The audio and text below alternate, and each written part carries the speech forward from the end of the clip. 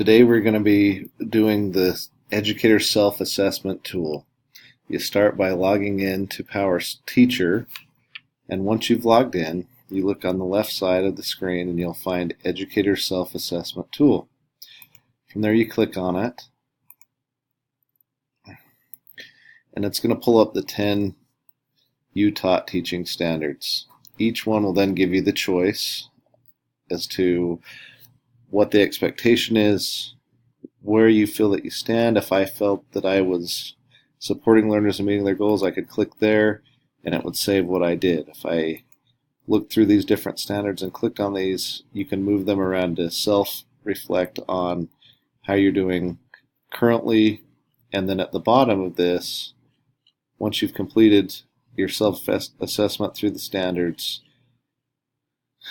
you would fill out this information at the bottom saying that you're going to increase your effectiveness as a teacher and having the greatest impact on learning by, and then picking something specifically that you wanted to do.